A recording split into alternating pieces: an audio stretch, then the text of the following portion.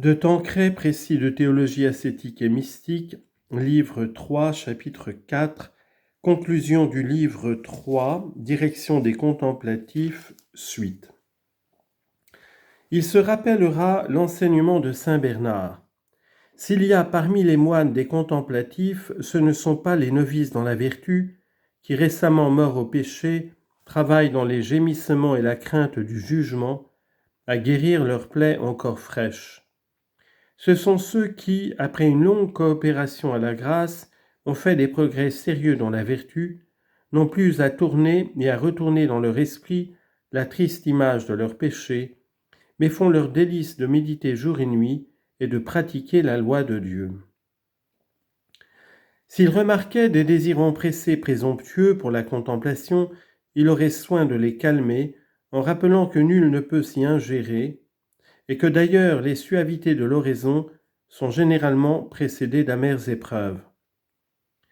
Il se gardera bien de confondre les consolations sensibles des commençants, ou même spirituelles des progressants, avec les goûts divins, et attendra pour se prononcer sur l'entrée dans l'état passif, l'apparition des 3 signes distinctifs que nous avons exposés. Pour éviter le second écueil, il se rappellera que Dieu, toujours libéral en ses dons, se communique généreusement aux âmes ferventes et dociles. Sans parler directement de contemplation, il formera les bonnes âmes non seulement aux vertus, mais à la dévotion au Saint-Esprit. Il leur rappellera souvent l'habitation de ce divin esprit dans l'âme, le devoir de penser souvent à lui, de l'adorer, d'obéir à ses inspirations, de cultiver ses dons. Il les aidera peu à peu à rendre leur oraison plus affective, à prolonger les actes de religion, d'amour, de donation de soi-même, d'abandon à la volonté de Dieu, actes qu'ils rediront souvent dans le courant de la journée par une simple élévation de cœur et sans négliger leur devoir d'état et la pratique des vertus. Quand il remarquera qu'elles sont portées à demeurer silencieusement sous le regard de Dieu pour l'écouter et faire sa volonté, il les encouragera en leur disant que c'est là une oraison excellente et très fructueuse. Quand l'âme est entrée dans les voies mystiques, le directeur a besoin d'une prudence extrême pour guider l'âme au milieu des sécheresses et des douceurs divines. Il faut, dans les épreuves passives, soutenir l'âme contre le découragement et les autres tentations, comme nous l'avons indiqué. Dans la contemplation suave, on peut être exposé à la gourmandise spirituelle ou à la vaine complaisance. Pour éviter le premier défaut, il importe de se rappeler sans cesse que c'est Dieu seul et non les goûts divins qu'il faut aimer, que les consolations ne sont qu'un moyen pour nous unir à lui, et qu'il faut être prêt à y renoncer de cœur aussitôt qu'il lui plaît de nous en sevrer. Dieu seul suffit. Parfois, Dieu se charge lui-même d'empêcher les mouvements d'orgueil en imprimant dans l'âme d'une façon très vive le sentiment de son néant et de ses misères, et en montrant clairement que ses faveurs sont un pur don dont on ne peut nullement se prévaloir. Mais quand les âmes n'ont pas été complètement purifiées par la nuit de l'esprit, elles ont besoin, comme le dit sainte Thérèse, de s'exercer sans cesse à l'humilité et à la conformité à la volonté de Dieu. Il faudra surtout les prémunir contre le désir des visions, révélations et autres phénomènes extraordinaires. Il n'est jamais permis de les désirer, et les saints les repoussent soigneusement par humilité. On n'oubliera pas que l'extase est une illusion quand elle n'est pas accompagnée d'une extase dans la vie, selon l'expression de saint François de Sales, c'est-à-dire de la pratique des vertus héroïques. Ce serait une grave illusion de négliger les devoirs d'État pour donner plus de temps à la contemplation.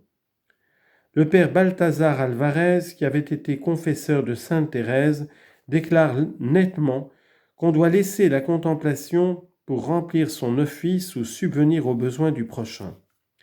Il ajoute que Dieu donne à celui qui sait ainsi se mortifier plus de lumière et d'amour en 1 heure d'oraison qu'à un autre en plusieurs heures. Ce serait une illusion plus grave encore de s'imaginer que la contemplation confère le privilège de l'impeccabilité. L'histoire montre que les faux mystiques, qui comme les Bégards et les quiétistes se croyaient impeccables, sont tombés dans les vices les plus grossiers. Sainte Thérèse insiste constamment sur la nécessité de la vigilance pour éviter le péché, même quand on est arrivé au plus haut degré de la contemplation. Et saint Philippe Néri disait « Mon Dieu, méfiez-vous de Philippe, autrement il vous trahirait ». Nous ne pouvons en effet persévérer longtemps sans une grâce spéciale. Or cette grâce est accordée aux humbles qui se défient d'eux-mêmes et mettent toute leur confiance en Dieu. Il faut donc prévoir le cas où des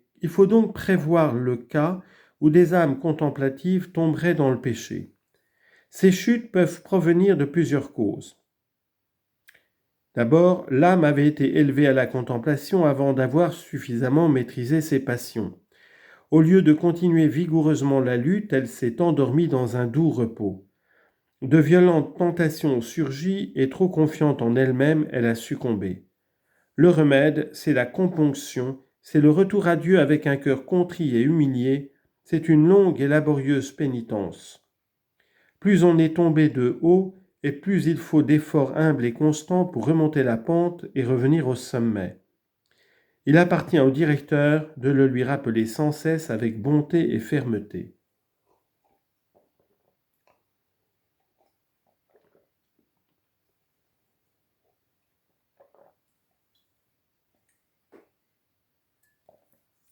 Ensuite, il est des contemplatifs qui avaient lutté vigoureusement pour dominer leurs tendances mauvaises. Ils y avaient réussi, mais s'imaginant que la lutte est finie, ils ralentissent leurs efforts, manquent de générosité dans l'accomplissement de certains devoirs considérés comme moins importants. C'est une sorte de relâchement progressif qui pourrait engendrer la tiédeur. Il importe d'enrayer ce mouvement rétrograde en le rappelant que plus le bon Dieu se montre généreux à leur égard, et plus ils doivent redoubler de ferveur. Que les moindres négligences dans les amis de Dieu blessent au vif celui qui leur prodigue ses faveurs.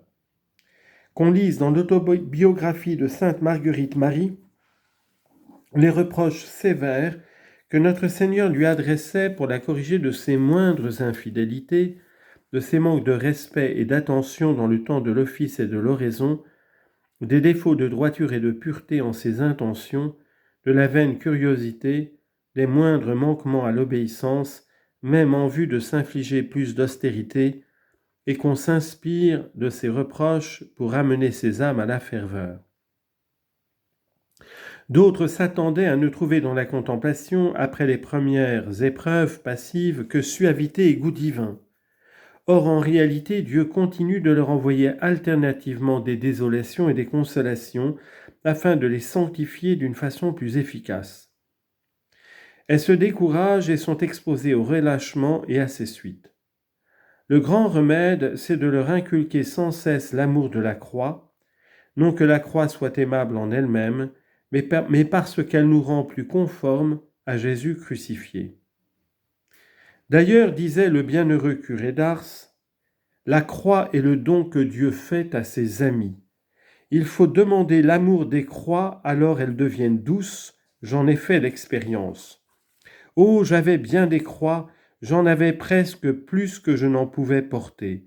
Je me mis à demander l'amour des croix, alors je fus heureux, vraiment, il n'y a de bonheur que là, disait le saint curé d'Ars. » Pour tout résumer en un mot, ce que le directeur des âmes contemplatives doit faire, c'est d'étudier les ouvrages et les biographies des mystiques et de demander le don de conseil pour ne rien dire à ces âmes qu'après avoir consulté le Saint-Esprit.